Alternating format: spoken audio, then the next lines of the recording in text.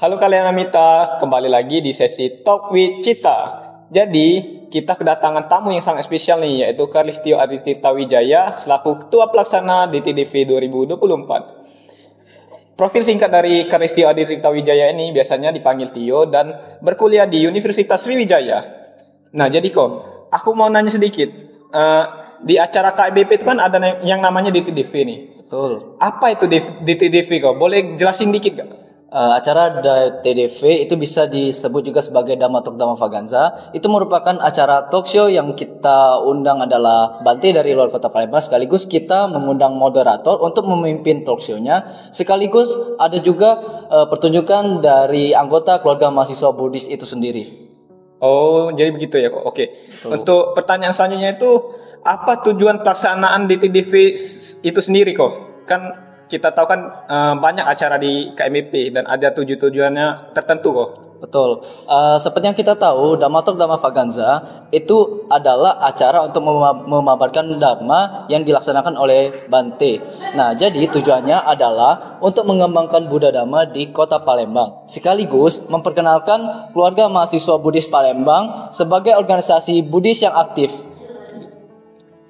Nah, kalau kita kan mengundang narasumber dan moderator. Untuk narasumber dan moderatornya itu sendiri itu siapa kok? Nah, untuk narasumbernya itu kita mengundang Yang Mulia Biksu Badra Sagara Stawira. Untuk moderatornya kita undang itu Saudara Ferdi Kawi. Oke, saudara. Jadi selama Dhamma Talk Dhamma Vaganza 2024 ini, Koko sebagai tupel itu merasakan perasaan yang seperti apa kok? Kira-kira?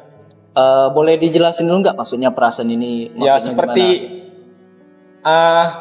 apa yang Koko dapat dari acara ini dan gimana cara Koko untuk mengatasi atau melancarkan acara ini kok? Oke, selama saya menjadi ketua pelaksana acara Dhamma Talk Dhamma Vaganza, itu saya memiliki visi dan misinya. Untuk visi, saya juga berharap sebenarnya untuk panitia itu memiliki kesejahteraan yang sama, kesejahteraan yang setara. Jadi tidak ada yang boleh merasa lebih ataupun merasa kurang. Untuk kesuksesan acara itu menurut saya nomor 2. Jadi yang perlu kita perhatikan adalah bagaimana anggota kita bisa saling merangkul dan bagaimana kita bisa saling bekerja sama serta berkolaborasi di acara tersebut. Begitu kira-kira. Oh, jadi yang terpenting itu membentuk satu keluarga gitu ya kok untuk kepanitiaan DTDV ini ya. Betul. Oke. Jadi untuk tantangannya itu sendiri itu apa kok kira-kira?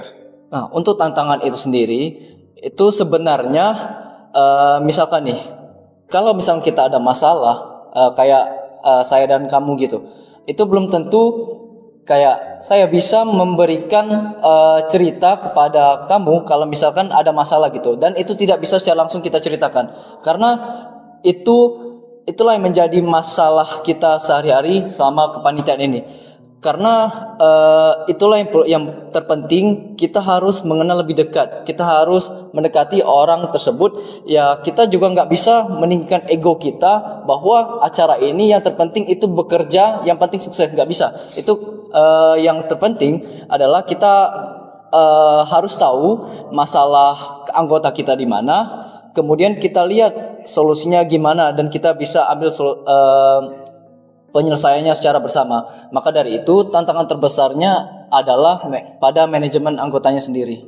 Gitu. Oh, jadi tantangan terbesar bagi Koko tuh untuk meningkatkan manajemen anggotanya itu sendiri kok. Betul. Oke, jadi ngomong-ngomong soal anggota-anggota yang Koko pilih nih, kira-kira dari beberapa anggota itu kan pasti ada hal-hal yang membuat pasti ada yang momennya gitu, momen-momen yang bakal kita kenang gitu selama kepanitiaan di TDV ini. Jadi menurut Koko, momen apa yang paling seru yang ada di kepanitiaan di TDV 2024 ini? Sebenarnya sih banyak ya, karena selama acara Dhamma Talk Dhamma Vaganza ini banyak banget kegiatan di tengah-tengah persiapan DTDV yang kita laksanakan bareng bersama panitia.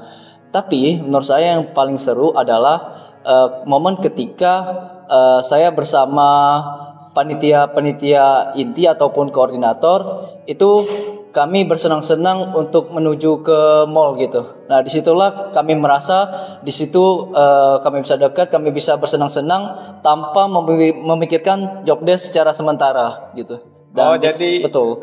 Jadi kayak refreshing gitulah ya kok ya. Ya betul, seperti refreshing lah. Situ kami nggak mikir apapun tentang job desk gitu. Yang penting kita sini ngumpul dulu gitu. Oh, jadi ada di mana satu momen itu untuk kekeluargaan dan membentuk karakter kita bersama gitu ya kok. Betul. Nah, sebenarnya dari kegiatan tersebut juga itu bisa meningkatkan efektivitas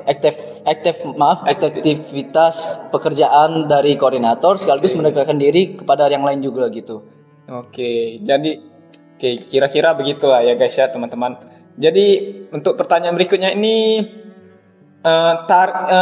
untuk target audiensnya itu sendiri berapa kok di acara DTV ini kok?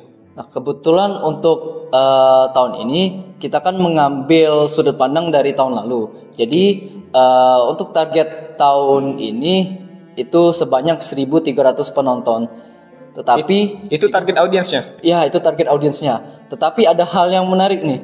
Soalnya gini, kan kita bisa lihat, bisa perkiraan jumlah penonton dari tiket yang kita berikan, bukan? Oke, betul. Tapi tiket yang diberikan itu melebihi 1.300 gitu. Wah, jadi lebih nih yang datang atau gimana nih? Nah, saya yakin sih lebih sih 1.300 gitu, karena acaranya juga menarik juga gitu.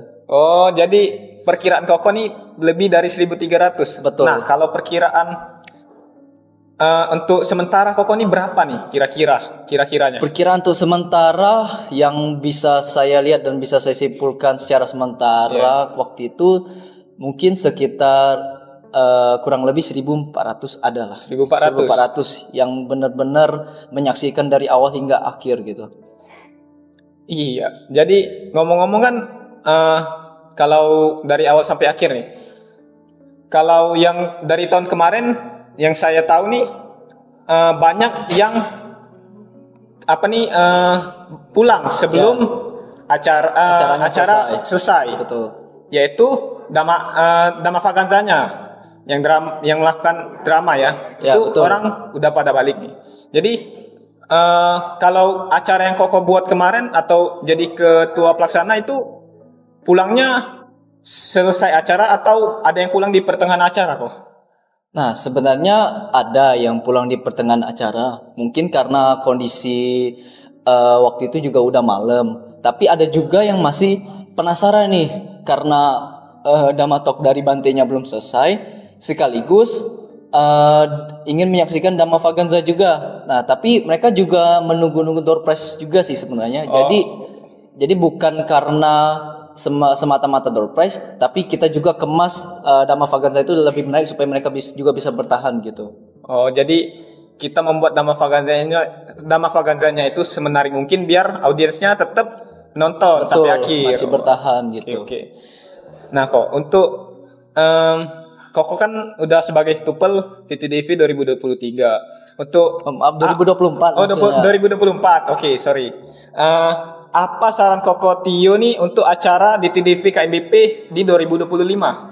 Nah, untuk saran saya sendiri sih ini dari acaranya dulu ya, pengennya gimana kan? Nah, menurut saya sendiri acara Damatok Dama Vaganza harus lebih dikemas semenarik mungkin, karena itulah yang menjadi titik perhatiannya bagi masyarakat, terutama di masyarakat Kota Palembang. Karena memang yang kita incar itu supaya orang bisa mendengarkan Dama Desana dari Bantenya.